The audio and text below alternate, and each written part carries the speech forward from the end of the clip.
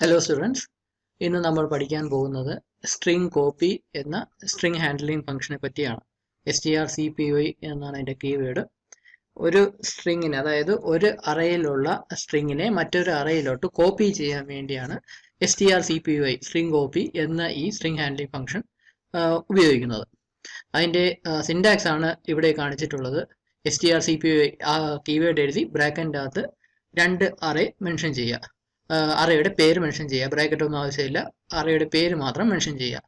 ഇവിടെ ഇങ്ങനെ മെൻഷൻ ചെയ്യുമ്പോൾ സംഭവിക്കുന്നത്, രണ്ടാമത്തെ അറയുടെ, ശ്രദ്ധിക്കുക, രണ്ടാമത്തെ അറയിൽ സ്റ്റോർ ചെയ്യുന്ന സ്ട്രിംഗ് എന്താണോ രണ്ടാമത് മെൻഷൻ ചെയ്തിരിക്കുന്ന അറയിൽ സ്റ്റോർ ചെയ്തിരിക്കുന്ന സ്ട്രിംഗ് എന്താണോ അതിനെ ആദ്യം മെൻഷൻ ചെയ്ത അറയിലേക്ക് കോപ്പി ചെയ്യുക. അതിപ്പോൾ എത്ര ക്യാരക്ടേഴ്സ് ആയിരുന്നാലും അത് അതേപടി ആദ്യം മെൻഷൻ ചെയ്ത അറയിലോട്ട് കോപ്പി ചെയ്ത് റീപ്ലേസ് ചെയ്യുകയാണ് ചെയ്യുന്നത്. ഇവിടെ ഇപ്പം ഞാനൊരു എക്സാമ്പിൾ കൊടുത്തിട്ടുണ്ട്. ആക്ച്വലി വേർഡ് 1 എന്നാണ് അറയുടെ പേര്. വേർഡ് 1 അതിൻ്റെ സൈസ് 10 ഉണ്ട്. പിന്നെ വേർഡ് 2 എന്നൊരു അറയും ക്രിയേറ്റ് ചെയ്തിട്ടുണ്ട്, അതിൻ്റെ സൈസും 10 ആണ്. ഇത് രണ്ടും ക്യാരക്ടർ അറേ തന്നെയാണ്. എനിക്ക് വേണ്ടത് ഈ വേർഡ് 2-ൽ സ്റ്റോർ ചെയ്യുന്ന സ്ട്രിങ്, ഈ കാറ്റ് എന്ന് പറയുന്ന സ്ട്രിങ് ആണ് വേർഡ് 2-ൽ സ്റ്റോർ ചെയ്യുന്നത്. അത് വേർഡ് 1-ലേക്ക് കോപ്പി ചെയ്യണം. വേർഡ് 1-ൽ ആൾറെഡി എലിഫന്റ് എന്ന ഒരു സ്ട്രിങ് സ്റ്റോർ ചെയ്തിട്ടുണ്ട് വിത്ത് നാൾ ക്യാരക്ടർ. ഇവിടെ നാൾ ക്യാരക്ടർ ഉണ്ട്. അപ്പോൾ എലിഫന്റ് എന്നൊരു സ്ട്രിങ് കോപ്പി ചെയ്തിട്ടുണ്ട്. അതിനെ റീപ്ലേസ് ചെയ്ത് കാറ്റ് എന്ന സ്ട്രിങ് അതിൽ പേസ്റ്റ് ചെയ്യണം. അതാണ് വേണ്ടത്. അപ്പോൾ നമ്മൾ സാധാരണ രീതിയിൽ ഇങ്ങനെ ഒരു സ്റ്റേറ്റ്മെന്റ് ഉപയോഗിച്ച് നമുക്ക് ഈ ഒരു സംഭവം വർക്കൗട്ട് ആവാനൊക്കത്തില്ല. അതായത് വേർഡ് 2-ൽ സ്റ്റോർ ചെയ്യുന്ന സ്ട്രിങ്ങിനെ വേർഡ് 1-ലോട്ട് കോപ്പി ചെയ്യുക അല്ലെങ്കിൽ അസൈൻ ചെയ്യുക എന്ന സംഭവം ഈ ഒരു സ്റ്റേറ്റ്മെന്റ് ഉപയോഗിച്ച് അത് പോസിബിൾ അല്ല. ഇങ്ങനെ ഒരു സ്റ്റേറ്റ്മെന്റ് വർക്ക് ആവത്തില്ല. ശ്രദ്ധിക്കുക, വേർഡ് 1 എഴുതി ബ്രാക്കറ്റ് ഇടുക, ഈക്വൽ ടു വേർഡ് 2 എന്ന് ബ്രാക്കറ്റ് ഇട്ടാൽ ഇങ്ങനെ സ്റ്റേറ്റ്മെന്റ് വർക്ക് ആവത്തില്ല. ഇതിന് ഒന്നുകിൽ നമ്മുടെ ഫോർ ലൂപ്പ് ഉപയോഗിച്ച് ഇതിലുള്ള ഓരോ ഇൻഡെക്സ് പൊസിഷനിലുള്ള ക്യാരക്ടേഴ്സ് ഇതിലേക്ക് കോപ്പി ചെയ്യുക എന്നൊരു രീതിയുണ്ട്. പക്ഷേ അത് വളരെ ടൈം കൺസ്യൂമിങ് ആയിട്ടുള്ള ഒരുപാട് ലൈൻ ഓഫ് കോഡ്സ് എഴുതേണ്ട ഒരു പ്രോസസ്സാണ്.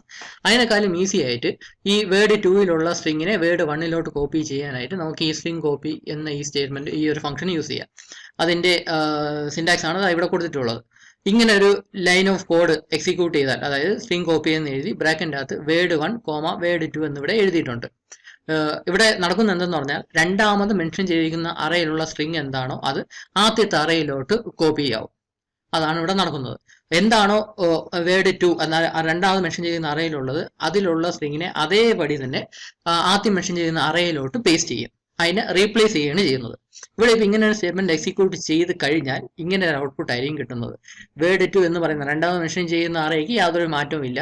ഇതിൽ സ്റ്റോർ ചെയ്തിരിക്കുന്നതാണ് വേർഡ് 1-ലോട്ട് കോപ്പി ചെയ്യുന്നത്. ഇങ്ങനെ ഒരു സ്റ്റേറ്റ്മെന്റ് എക്സിക്യൂട്ട് ചെയ്ത് കഴിഞ്ഞാൽ വേർഡ് 1 എന്ന അറേ ഇങ്ങനെയായിട്ട് മാറും. നേരത്തെ എലിഫന്റ് എഴുതി എന്നിട്ട് നൾ ക്യാരക്ടർ എന്ന സംഭവമായിരുന്നു. അതിന് പകരം കാറ്റ് എന്ന്, അതായത് ഇവിടെ എന്താണോ ഉണ്ടായിരുന്നത്, ഇവിടെ ഇത്രയും ക്യാരക്ടേഴ്സ് ഉണ്ടായിരുന്നുള്ളൂ, അത് അതേപടി ഇതിൽ പേസ്റ്റ് ആയി, അതായത് കോപ്പിയായി.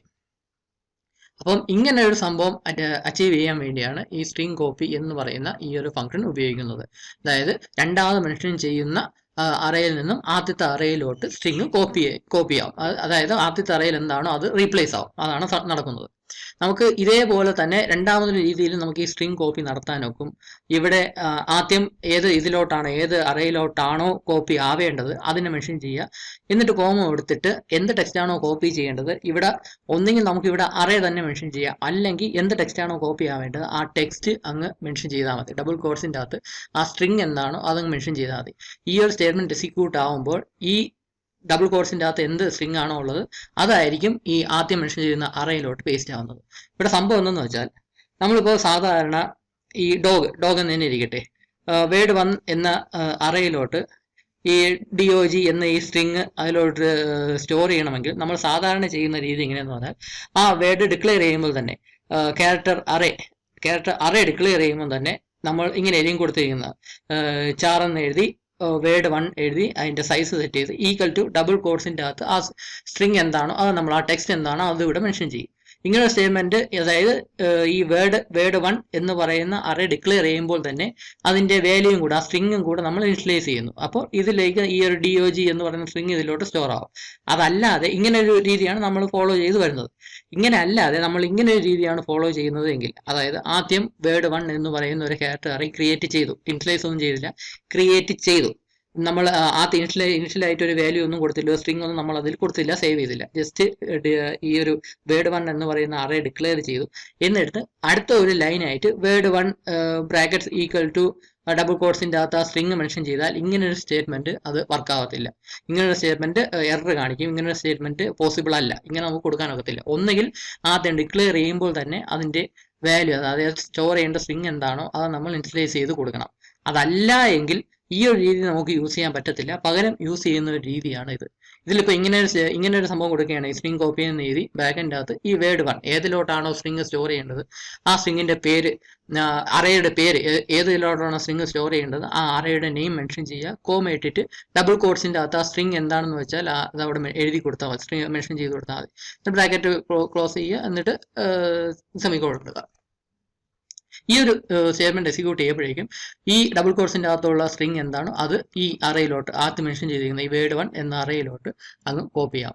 അപ്പോൾ ഇങ്ങനെ നമുക്ക് സ്ട്രിങ് ഡാറ്റയെ ഒരു അറയിലോട്ട്, ഒരു ക്യാരക്ടർ അറയിലോട്ട് സ്റ്റോർ ചെയ്യാൻ സാധിക്കും. ഒന്നുകിൽ ഇനിഷ്യലൈസ് ചെയ്യപ്പം തന്നെ നമ്മൾ സ്റ്റോർ ചെയ്യാൻ ശ്രമിക്കുക, അല്ലെങ്കിൽ ഈ ഒരു ഫംഗ്ഷൻ ഉപയോഗിച്ച് നമുക്ക് ഇതിലോട്ട് സ്റ്റോർ ചെയ്യാൻ സാധിക്കും. അതിൻ്റെ ഒരു എക്സാമ്പിൾ പ്രോഗ്രാം നമുക്ക് നോക്കാം. സിമ്പിൾ ആയിട്ടുള്ള ഒരു എക്സാമ്പിൾ പ്രോഗ്രാം. നമ്മളുടെ സ്ട്രിങ് കോപ്പി എന്ന ഫംഗ്ഷൻ ഉപയോഗിച്ചിട്ടുണ്ട്. അതുകൊണ്ട് തന്നെ string.h എന്ന ഹെഡർ ഫയൽ നമ്മൾ ആദ്യമേ തന്നെ മെൻഷൻ ചെയ്തു. എന്നിട്ട് നമ്മളിവിടെ ചെയ്തത് എന്തെന്ന് വെച്ചാൽ ആ ഒരു ഇത് എക്സാമ്പിൾ കാണിക്കാനായിട്ട് ഒരു 3 ക്യാരക്ടർ അറേ നമ്മൾ ക്രിയേറ്റ് ചെയ്യുന്നുണ്ട്. ആദ്യത്തെ ക്യാരക്ടർ അറേക്ക് word1, രണ്ടാമത്തെ ക്യാരക്ടർ അറേക്ക് word2 എന്ന് നെയിം ചെയ്തു, മൂന്നാമത്തെ ക്യാരക്ടർ അറേക്ക് word3 എന്ന് നെയിം ചെയ്തു. word1 3ന്റെ സൈസ് 15 ആയിട്ട് തന്നെ നമ്മൾ സെറ്റ് ചെയ്തു. word1 എന്ന ക്യാരക്ടർ അറേയിൽ എഞ്ചിനീയറിംഗ് എന്ന വേർഡ്, ആ സ്ട്രിങ്ങിനെയാണ് നമ്മൾ ഇനിഷ്യലൈസ് ചെയ്തപ്പോൾ തന്നെ സ്റ്റോർ ചെയ്തു. അതുപോലെ തന്നെ word2ൽ കോളേജ് എന്ന് പറയുന്ന സ്ട്രിങ്, ആ സ്ട്രിങ് തന്നെ word2ലോട്ട് നമ്മൾ ഇനിഷ്യലൈസ് ചെയ്തപ്പോൾ തന്നെ സ്റ്റോർ ചെയ്തു. ഈ word3ക്ക് നമ്മളൊന്നും ഇനിഷ്യലൈസ് ചെയ്തില്ല. അതായത് ഒരു ഡാറ്റയെ നമ്മൾ ഡിക്ലെയർ ചെയ്തപ്പം സ്റ്റോർ ചെയ്തില്ല, ഇത് ബ്ലാങ്ക് ആയിട്ട് തന്നെ കിടക്കുകയാണ് word3. നമ്മൾ ചെയ്യുന്നത് എന്തെന്ന് വെച്ചാൽ ഈ word3ലോട്ട് ഇത് ചെയ്യാൻ നോക്കും, ഡാറ്റ എൻ്റർ ചെയ്യാനായിട്ട് നോക്കും നമ്മളിപ്പോൾ. അതുപോലെ തന്നെ ഈ word2ലുള്ള ഡാറ്റ എന്താണോ അത് word1ലോട്ടും കോപ്പി ചെയ്യാൻ നോക്കും. അതാണ് നമ്മളിവിടെ ചെയ്യുന്നത്. ജസ്റ്റ് എക്സാമ്പിൾ ആയിട്ട് ഇതാ ഇവിടെ strcpy എന്ന് എഴുതിയിട്ട് ബ്രാക്കറ്റിൻ്റെ അകത്ത് word1, word2 നമ്മളിവിടെ എഴുതി. ഇവിടെ നടക്കുന്നത് എന്തെന്ന് വെച്ചാൽ word2ൽ എന്ത് സ്ട്രിങ് ആണോ സ്റ്റോർ ചെയ്തിരിക്കുന്നത് അത് word1ലോട്ട് കോപ്പി ആവും. അതായത് ഈ കോളേജ് എന്ന് പറയുന്ന സ്ട്രിങ് word1ലോട്ട് കോപ്പി ചെയ്യാം. അതിനുള്ള സ്റ്റേറ്റ്മെന്റ് ആണ് ഇത്.